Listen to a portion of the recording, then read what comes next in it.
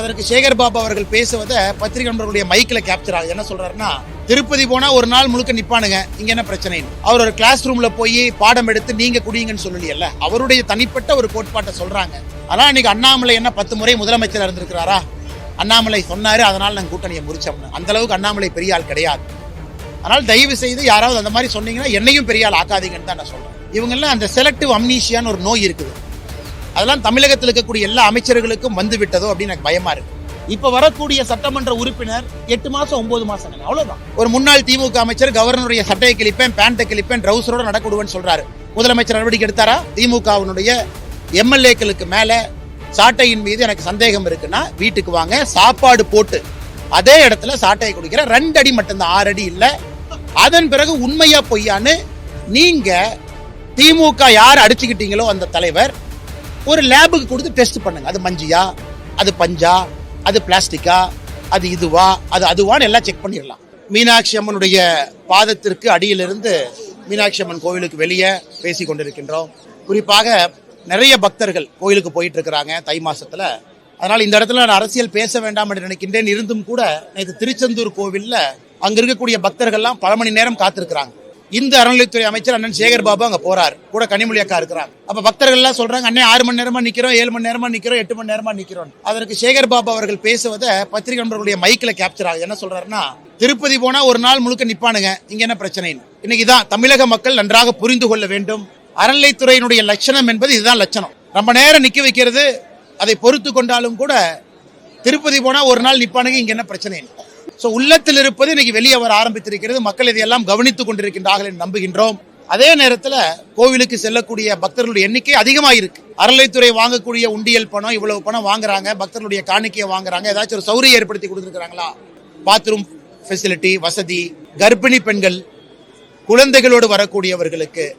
அதனால்தான் பாரதிய ஜனதா கட்சி இன்னைக்கு மீனாட்சி அம்மன் கோவில் வாசலிருந்து நாங்க சொல்றோம், 2026 தேசிய ஜனநாயக கூட்டணி வரும் பொழுது இங்கே அறநிலைத்துறை என்பது தமிழகத்தில் இருக்காது. அது எதற்காக இருக்கக்கூடாது என்பதற்கு தினமும் கூட சேகர் பாபு அவருடைய நடவடிக்கையே ஒரு சாட்சி. அதனால் நிச்சயமாக ஆண்டவன் அந்த வாய்ப்பை கொடுப்பாரு நம்புறோம். ஆனா கோமியம் குடிச்சா காய்ச்சல் சரியாகும் சொல்லி சென்னை ஐஐடி இயக்குனர் சொல்லியிருக்காரு. அதுக்கு மாணவர்கள் சங்கம் கண்டனம் தெரிவிச்சிருக்காங்க. இதை எப்ப நான் பாக்குறீங்க? அண்ணா, சென்னை ஐஐடியினுடைய டைரக்டர் அவங்க இன்னைக்கு இந்தியாவில் அவருடைய துறையில, குறிப்பா குவாண்டம் கம்ப்யூட்டர், ஆர்டிபிஷியல் இன்டெலிஜென்ஸ்ல ஒரு பெரிய நிபுணர்.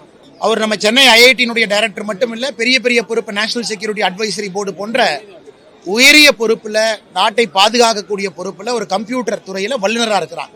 அதனால் அதிலிருந்து நீங்க பாருங்க, அவருக்கு அவர் சார்ந்திருக்கக்கூடிய மதத்தின் மீது பிடிப்பு இருக்குது, தவறு கிடையாது. காலையில பாராயிரம் பாடுற கூட வீடியோவை பார்க்கிறோம், தவறு கிடையாது. மார்கழி மாசத்துல சொந்த ஊர்ல பாராயம் பாடுறாரு, தவறு கிடையாது. 3வது, ஒரு பசுமாட்டின் மீது மிகுந்த நம்பிக்கை வைத்திருக்கார், அதுவும் தவறு இல்லை. அவருடைய கோட்பாடு, அவர் ஒரு கிளாஸ் ரூம்ல போய் பாடம் எடுத்து நீங்க குடிங்கன்னு சொல்லலையல்ல, அவருடைய தனிப்பட்ட ஒரு கோட்பாட்டை சொல்றாங்க. இதரையும் அரசியலாக்க நினைத்தால் அந்த மனிதன் எதற்காக இத்தனை வேலையை செய்யறான் அப்படிங்கறதெல்லாம் மறந்து ஒரு கருத்தை மட்டும் பிரதானப்படுத்தி இன்னைக்கு அரசியல் செஞ்சுட்டு இருக்கிறாங்க. அதனால சென்னை ஐஐடியினுடைய டைரக்டர் தமிழர்களுடைய பெருமை அடையாளம். எனக்கு தனிப்பட்ட முறையில் அவரை தெரியும், அவருடைய சாதனை தெரியும். எனக்கு இந்தியாவில் குவாண்டம் கம்ப்யூட்டர், ஆர்டிபிஷியல் இன்டெலிஜென்ஸ்ல நம்பர் 1 ப்ரொஃபஸரா இருக்கிறாங்க. அதையும் பாருங்க. அதனால் எல்லாத்தையும் தயவு செய்து அரசியலா பார்க்காதீங்க என்பது என்னுடைய அன்பான வேண்டுகோள். எடப்பாடி பழனிசாமி இந்த ஆட்சி 13 அமாவாசை தான் தாண்டும், அதுக்கு மேல தாண்டாது அப்படின்ற மாதிரி ஒரு கருத்தை சொல்லியிருக்காரு. எந்த அளவுக்கு சார் பாக்குறீங்க? 2026 வரைக்கும் எத்தனை அமாவாசை இருக்கே கணக்கு போட்டுங்கண்ணே. 2026 தேர்தல் கமிஷன் தேர்தலை டிக்ளேர் பண்ற வரைக்கும் எத்தனை அமாவாசை, எத்தனை பௌர்ணமி இருக்கு, அதை எண்ணிக்கங்க. அதன் பிறகு இந்த ஆட்சி இருப்பதற்கான வாய்ப்புகள் இல்லை. அதற்கான அறிகுறிகள் மிக தெளிவா இருக்கு. முதலமைச்சர் மீனாட்சி அம்மன் கோயில் வாசல்ல இந்த வீதியில நடந்து பொதுமக்களை சந்திச்சா தெரிஞ்சிடும் மக்கள் எந்த அளவுக்கு இதன் மேல் ஆட்சியின் மீது கோபத்தில் இருக்கிறாங்க. அதனால அது எத்தனை அமாவாசையோ 2026 தேர்தல் வரும் வரை அத்தனை அமாவாசைக்கு தான் அந்த கட்சி ஆட்சி தாங்குது. அரசியல்ல நிறைந்த எதிரியும் இல்ல நண்பனும் இல்லை என்ற ஒரு வாதம் இருக்கு. அதன் அடிப்படையில அதிமுக உங்களுக்கான கூட்டணி முடிவுக்கு உங்களுடைய உரையாடல் தான் முக்கியமான காரணம்னு சொல்லப்பட்டது. இனிமேல் வருகிற 2026 அந்த காயங்கள், அந்த உரையாடல் எல்லாம் மறந்து அப்ப நான் அந்த அளவுக்கு பெரிய ஆள் ஆயிட்டேன் நானே. ஒரு தனி மனிதன் பாரதிய ஜனதா கட்சியினுடைய காரியகர்த்தா ஒரு விஷயத்த சொல்றாரு. 5 முறை முதலமைச்சராக இருந்த கட்சி, அண்ணாமலையினுடைய வாய்ஸ் அவ்வளவு பெரிய வாய்ஸ், அதற்காக கூட்டணி முறிக்கிறான்னு யாராவது சொல்லுவாங்களானே? அவர்கள் கூட்டணியை முறிச்சது மைனாரிட்டி ஓட்டு வேண்டும் என்பதற்காக. நான் சொல்ல, பல தலைவர்கள் சொல்றாங்க. மதுரை உட்பட எல்லா தலைவர்களும் அவர்களுக்கு ஒரு சமுதாயத்தினுடைய ஓட்டு வேண்டும். அந்த ஓட்டு வரப்போறதில்லை, அது எல்லாருக்கும் தெரியும். எனக்கு தமிழகத்தினுடைய அரசியல் களம் எப்படி மாறி இருக்குன்னு எல்லோருக்குமே தெரியும். ஆனால் மைனாரிட்டியை தாஜா செய்வதற்காக அரசியல் யார் நடத்தினாலும் கூட அது மைனாரிட்டி சகோதரரும் ஆதரிக்க போவது கிடையாது, யாரும் ஆதரிக்க போவது கிடையாது. நாம இருந்தால் இந்துக்களும் ஆதரிப்பாங்க, இஸ்லாமியர்கள் ஆதரிப்பாங்க, கிறிஸ்தவர்கள் ஆதரிப்பாங்க. ஆனால் இன்னைக்கு அண்ணாமலை என்ன 10 முறை முதலமைச்சர் இருந்திருக்கிறாரா? அண்ணாமலை சொன்னாரு, அதனால நாங்கள் கூட்டணியை முறிச்சோம்னு. அந்த அளவுக்கு அண்ணாமலை பெரிய ஆள் கிடையாது. அதனால் தயவு செய்து யாராவது அந்த மாதிரி சொன்னீங்கன்னா என்னையும் பெரிய ஆள் ஆக்காதீங்கன்னு தான் நான் சொல்றேன். ஒரு கட்சி மீண்டும் இணைவது இல்லை அப்படிங்கிறத தாண்டி கொள்கை ரீதியான அரசியலை முன்னெடுத்திருக்கோம். அறநிலைத்துறை அகற்றுவோம் நாம சொல்லியிருக்கோம். எத்தனை பேர் ஏத்துக்க போறாங்க கூட்டணிக்கு வர்றவங்க, அதையும் பார்க்கணும். தமிழகத்துல 2026 கூட்டணி ஆட்சிங்கிற முழக்கத்தை வச்சிருக்கோம். முதல்ல இருந்து சொல்றோம், எத்தனை பேர் ஏத்துக்குவாங்க திராவிட கட்சிகள். ஆனால் நண்பர்களுக்கும் தெரியும், எங்களை பொறுத்தவரை ஒரு தனி பாதையில தேசிய ஜனநாயக கூட்டணி பயணம் செய்ய ஆரம்பித்திருக்கிறது. 2026 மாற்றத்தை நோக்கி நடைபோட்டுக் கொண்டிருக்கிறது.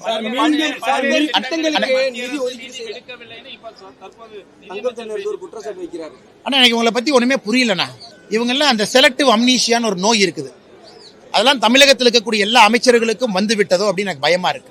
எந்த திட்டத்திற்கு நிதி ஒதுக்கல சொல்லட்டும். கடந்த 10 ஆண்டுகளாக எவ்வளவு நிதி ஒதுக்கி இருக்கின்றோம் என்று பாராளுமன்ற தேர்தலின் பொழுது 36 பக்கம் வெள்ளை அறிக்கை தாக்கல் செஞ்சிருக்கோம். பத்திரிகை நண்பர்களுக்கு வேணும்னா மறுபடியும் ஒரு முறை அந்த வெள்ளை அறிக்கையை கொடுக்கிறோம். 36 பக்கம், 11 லட்சம் கோடி ரூபாய் 10 ஆண்டுகள்ல பார்க்கட்டும். சென்னை மெட்ரோ 43,000 கோடி வாங்கி கொடுத்திருக்கோம். இத்தனைக்கு இவங்க மாநில அரசு ப்ராஜெக்டா டிக்ளேர் பண்ண பிறகு மத்திய அரசு பணமே கொடுக்க கூடாது. ஆனா இதனால் மக்கள் பாதிக்கிறாங்க. இவங்க அரசியலுக்காக மக்கள் எதற்கு பாதிக்கப்பட வேண்டும் என்பதற்காக பிரதமர் கடிதம் எழுதி 43,000 கோடி ரூபாய் சென்னை மெட்ரோக்கு வாங்கி கொடுத்திருக்கோம். என்ன இவங்க அதெல்லாம் காதில் என்ன உங்களுக்கு என்ன பஞ்சு வச்சு அடைச்சிருக்காங்களானே, கண்ணு தெரியாதா உங்களுக்கு? அதனால் நீங்க திமுகவினுடைய அமைச்சர்கள் கொஞ்சம் காதையும் கண்ணையும் திறந்து இந்திய அரசியல்ல என்ன நடக்குது. பிப்ரவரி 1ஆம் தேதி நம்ம பட்ஜெட் வர இருக்கு, இந்தியாவுடைய பட்ஜெட். அதிலும் தமிழகத்திற்கு பெரிய அளவுல திட்டங்கள் நிதிகள் வரும். அதனால் வேண்டுமென்று இவர்கள் ஆட்சியினுடைய லட்சணத்தை மறைப்பதற்காக தினமும் மத்திய அரசின் மீது குறை சொல்வதை மட்டுமே ஒரு முழு நேர வேலையாக திமுக அரசு வச்சிருக்கிறாங்க.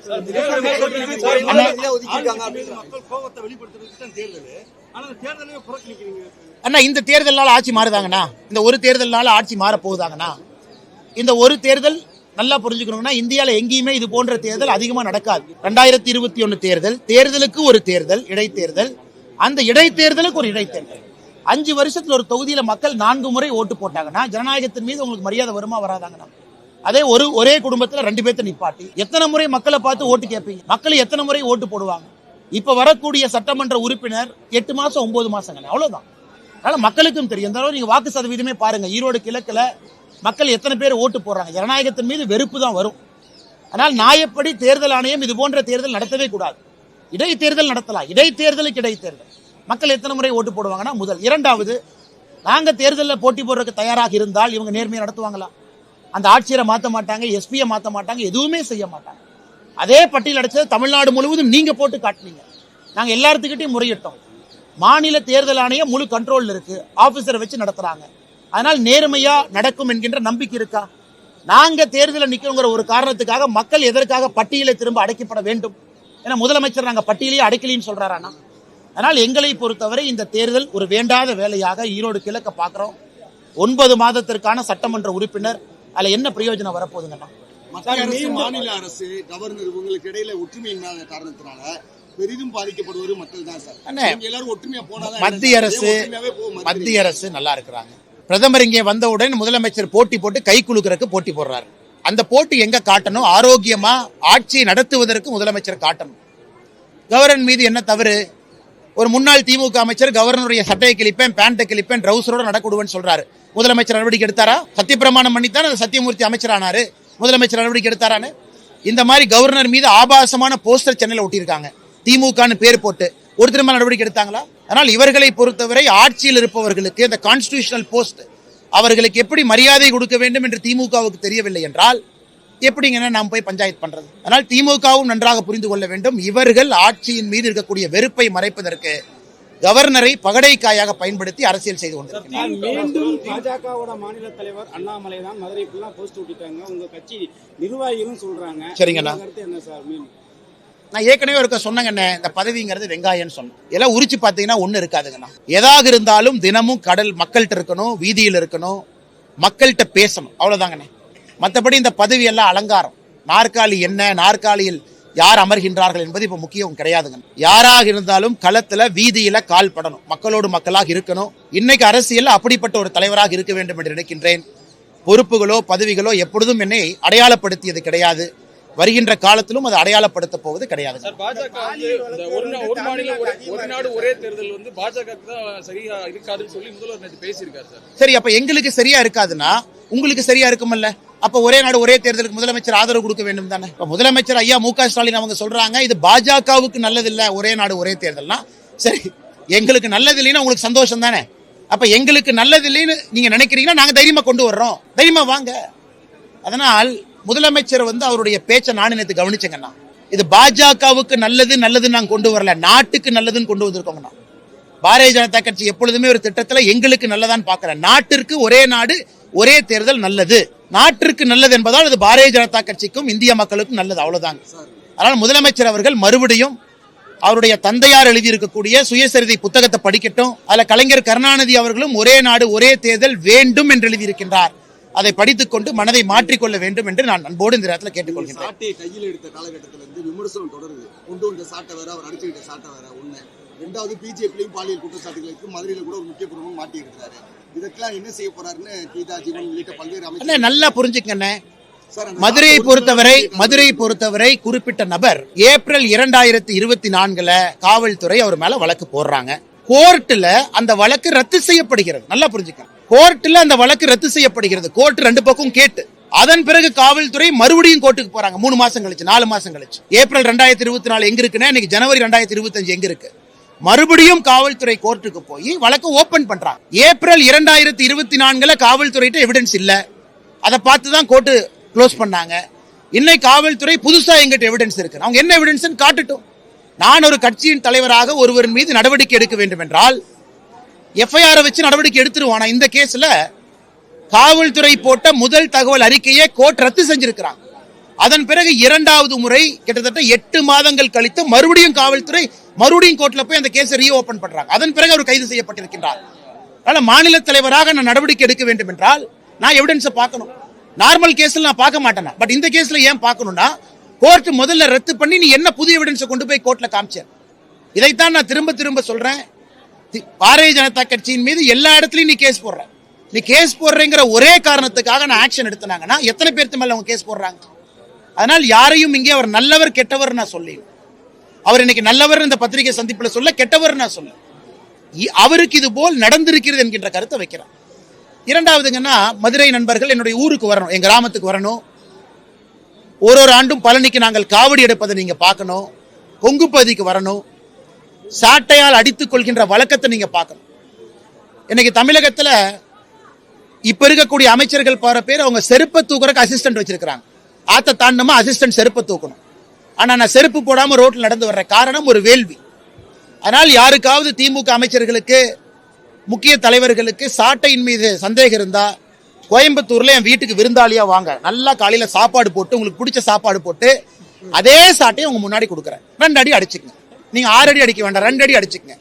அதன் பிறகு யாரு வேணாலும் சேலஞ்ச் பண்றேன். திமுகவினுடைய எம்எல்ஏக்களுக்கு மேல சாட்டையின் மீது எனக்கு சந்தேகம் இருக்குன்னா வீட்டுக்கு வாங்க, சாப்பாடு போட்டு அதே இடத்துல சாட்டையை குடிக்கிறேன். 2 அடி மட்டும்தான், 6 அடி இல்ல. அதன் பிறகு உண்மையா பொய்யான்னு நீங்க திமுக யார் அடிச்சுக்கிட்டீங்களோ அந்த தலைவர் ஒரு லேபுக்கு கொடுத்து டெஸ்ட் பண்ணுங்க. அது மஞ்சியா, அது பஞ்சா, அது பிளாஸ்டிக்கா, அது இதுவா, அது அதுவான்னு எல்லாம் செக் பண்ணிடலாம். அதனால யாராவது உங்கள்கிட்ட சொன்னாங்கன்னா என் வீட்டுக்கு உணவு சாப்பாடு போட்டு சாட்டையை கொடுத்து உங்க முன்னாடி, அந்த சாட்டை என்னுடைய பூஜை அறையில் இருக்கு, சாமி முன்னாடி இருக்கு, 2 அடி அடிச்சுக்கிட்டுங்க. அதுக்கப்புறம் அவங்க உங்களுக்கு பேட்டி கொடுப்பாங்க. நன்றி ஐயா. கேளுங்க ஐயா.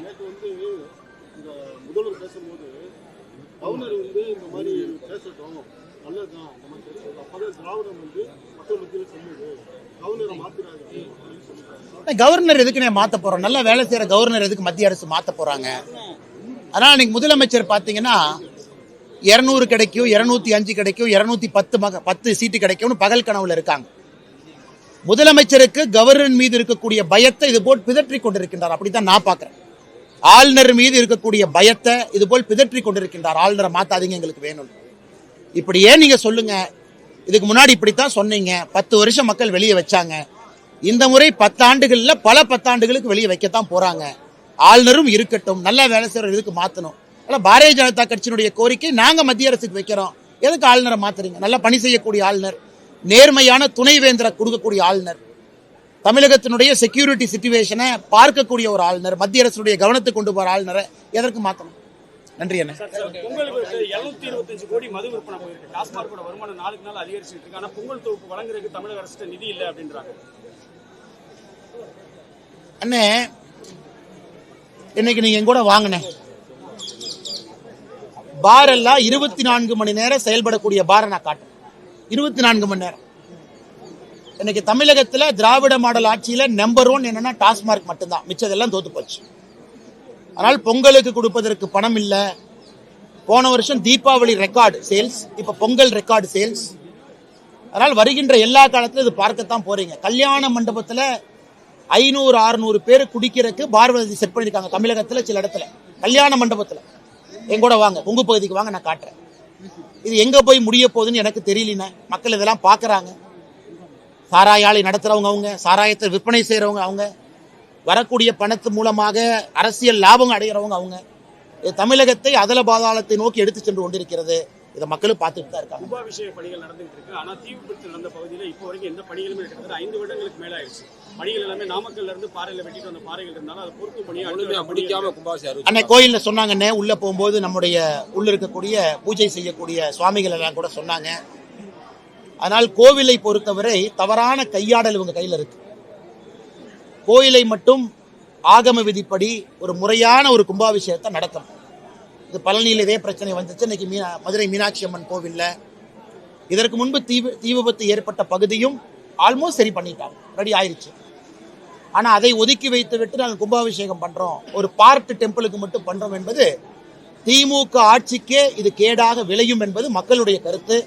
அதனால் முதலமைச்சர் அவர்கள் விழித்துக் கொண்டு, இங்க இருக்கிற சேகர் பாபா நினைச்சீங்கன்னா இந்த கூட்டத்தை பார்த்துட்டு அவன் திருப்பதியில் 1 மணி நேரம் நிற்கிறான், ஒரு நாள் நிற்கிறான், உனக்கு என்ன வந்துச்சுன்னு கேட்பார். அதனால் அவருக்கு வரும்போது மாஸ்க் போட்டு மதுரை மீனாட்சி அம்மன் கோயிலுக்கு அனுப்பி வேகமாக இதற்கான பணிகளை முடுக்கிவிட வேண்டும் என்றும் கோரிக்கை வைக்கின்றோம்.